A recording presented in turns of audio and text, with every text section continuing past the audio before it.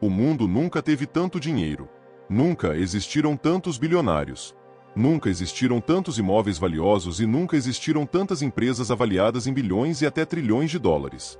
E teoricamente, isso deveria ser uma ótima notícia. Porque se a riqueza global está crescendo, todos nós deveríamos estar vivendo melhor. Mas existe um problema. Milhões de pessoas trabalham mais do que nunca, estudam mais do que nunca, produzem mais do que nunca. E mesmo assim sentem que enriquecer ficou cada vez mais difícil. Comprar uma casa hoje em dia parece impossível. Construir patrimônio leva décadas. E até pessoas que possuem bons salários frequentemente sentem que estão correndo sem sair do lugar. Então surge uma pergunta inevitável. Se o mundo está mais rico do que nunca, por que tanta gente sente exatamente o contrário? Neste vídeo, você vai entender a farsa por trás do preço das coisas. Vai descobrir por que os imóveis e as ações subiram tanto enquanto seu poder de compra sumiu, e como o sistema criou uma riqueza ilusória que só existe no papel, afastando a linha de chegada de quem está tentando começar hoje. A resposta para isso pode mudar completamente a forma como você enxerga dinheiro. Porque existe uma diferença gigantesca entre riqueza real e riqueza no papel. E talvez a maior parte da riqueza criada nas últimas décadas pertença justamente à segunda categoria. Quando ouvimos que a economia mundial ficou mais rica, a maioria das pessoas imagina novas fábricas, novas tecnologias, novos negócios, mais produtividade e mais valor sendo criado. E parte disso realmente aconteceu. O problema é que essa não é a principal razão pela qual o patrimônio global explodiu.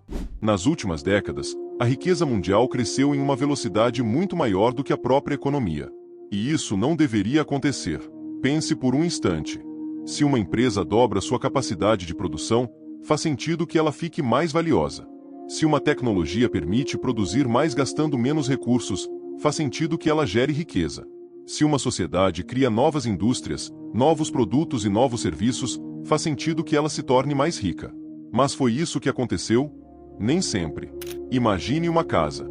Uma casa comum. Nada muda nela. Os mesmos quartos. As mesmas paredes. O mesmo terreno. A mesma localização. Mas alguns anos depois ela vale 3 vezes mais. O proprietário ficou mais rico? Pelo menos no papel, sim. Mas a casa ficou 3 vezes melhor? Com certeza não. Ela continua exatamente igual. O que mudou foi apenas o preço. E é justamente aqui que começa um dos fenômenos mais importantes da economia moderna. Durante décadas, ativos como imóveis, ações, terrenos e investimentos financeiros passaram por valorizações gigantescas. Em muitos casos, muito maiores do que o crescimento da economia real. Isso criou trilhões de dólares em patrimônio. Mas não necessariamente criou trilhões de dólares em valor novo. Criou principalmente valorização. E existe uma diferença enorme entre as duas coisas. Criar valor significa aumentar a capacidade de produzir riqueza. Valorização significa pagar mais caro por algo que já existia. Parece um detalhe bobo. Mas esse detalhe muda tudo. Porque quando a riqueza cresce principalmente através da valorização dos ativos, quem já possui patrimônio fica mais rico. Enquanto quem ainda está tentando construir patrimônio vê a linha de chegada se afastar cada vez mais. E talvez você já tenha percebido isso na prática. Muitas vezes seus pais ou seus avós conseguiram comprar imóveis, construir patrimônio e acumular bens com muito mais facilidade do que pessoas da geração atual. Não necessariamente porque ganharam mais dinheiro. Não necessariamente porque eram mais inteligentes. Mas porque os ativos ainda não tinham explodido de preço. Hoje, milhões de pessoas fazem tudo certo. Trabalham, economizam, investem, se planejam. E mesmo assim sentem que estão ficando para trás. Porque os ativos sobem mais rápido do que os salários. Mais rápido do que a produtividade. E muitas vezes mais rápido do que a própria economia. Mas existe algo ainda mais preocupante por trás disso. Porque essa valorização precisa de combustível. E esse combustível tem um nome: dívida. Quando os preços sobem, as pessoas precisam de mais dinheiro para comprar os mesmos ativos. Se uma casa custa 5 vezes mais, poucas pessoas conseguem pagar à vista. Elas financiam. Se uma empresa quer crescer rapidamente, ela pega empréstimos. Se um governo gasta mais do que arrecada, ele se endivida. A dívida se torna a engrenagem que mantém o sistema funcionando. E, por algum tempo, isso funciona muito bem. Mais crédito gera mais compras. Mais compras elevam os preços. Preços maiores aumentam o patrimônio. Patrimônios maiores geram sensação de riqueza. E essa sensação faz as pessoas assumirem ainda mais dívidas. O ciclo continua. Tudo parece ótimo. Todo mundo se sente mais rico. Os investidores comemoram. Os governos comemoram. Os bancos comemoram. Mas existe uma pergunta que quase ninguém faz. O que acontece quando os preços param de subir? Porque riqueza baseada em valorização tem uma característica perigosa. Ela depende da crença de que alguém estará disposto a pagar mais amanhã. E quando essa crença desaparece, o jogo muda completamente. Foi exatamente isso que aconteceu em diversas crises da história. A bolha da internet, a crise imobiliária de 2008, o colapso do mercado japonês. Em todos esses casos, bilhões e até trilhões de dólares desapareceram. Mas o dinheiro não foi queimado. Não foi roubado. Não foi destruído fisicamente. O que desapareceu foi a avaliação. Os ativos passaram a valer menos. E quando os ativos valem menos, a riqueza desaparece junto. Pelo menos no papel. É por isso que muitos economistas fazem uma distinção importante entre riqueza financeira e riqueza produtiva.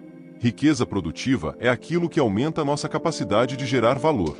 Máquinas, infraestrutura, tecnologia, conhecimento, inovação, empresas realmente eficientes. Já a riqueza financeira muitas vezes depende apenas da valorização dos ativos. E quando uma sociedade começa a priorizar excessivamente a segunda categoria, surgem problemas. Porque cada vez mais dinheiro passa a perseguir patrimônio. E cada vez menos dinheiro passa a criar patrimônio. Parece confuso, mas pensa no seguinte: uma fábrica. Ela exige investimento, tempo, risco e trabalho. Certo? Agora pensa em um terreno que simplesmente se valoriza ao longo do tempo. Qual das duas opções parece mais atraente para quem busca retorno rápido? Pois é, o terreno é muito mais atraente. Esse é um dos grandes dilemas da economia moderna. Muitas vezes o dinheiro flui para ativos que já existem em vez de financiar novos ativos produtivos. E quando isso acontece por tempo suficiente, a riqueza cresce mais rápido do que a produtividade. O patrimônio cresce mais rápido do que a economia. E a dívida cresce mais rápido do que ambos. E isso nos leva a uma conclusão desconfortável. Talvez o problema não seja que o mundo esteja ficando pobre. Talvez o problema seja exatamente o contrário. Talvez o mundo esteja ficando rico rápido demais. Mas da maneira errada. Porque riqueza sustentável normalmente nasce da produção, da inovação, do aumento da eficiência, da criação de valor. Não apenas da valorização dos preços. E se uma parcela significativa da riqueza global depende apenas de preços cada vez mais altos, existe um limite para esse processo. Porque em algum momento alguém precisa pagar a conta. E normalmente essa conta chega através de correções, crises ou longos períodos de estagnação econômica. Agora, antes que você veja isso da forma errada, isso não significa que investir seja ruim. Muito pelo contrário. Investir continua sendo uma das formas mais poderosas de construir patrimônio. A questão é entender de onde vem a riqueza.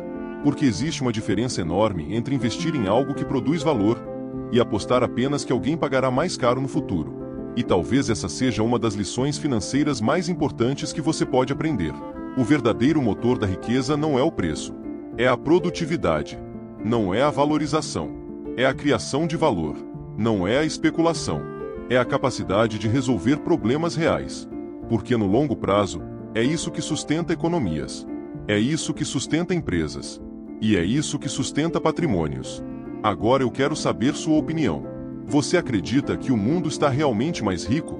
Ou estamos vivendo uma gigantesca ilusão criada pela valorização dos ativos? Comenta aqui embaixo, quero saber sua opinião. E se você quer entender como dinheiro, riqueza e poder realmente funcionam, se inscreva no canal porque toda semana tem vídeo novo. Até o próximo vídeo e sucesso!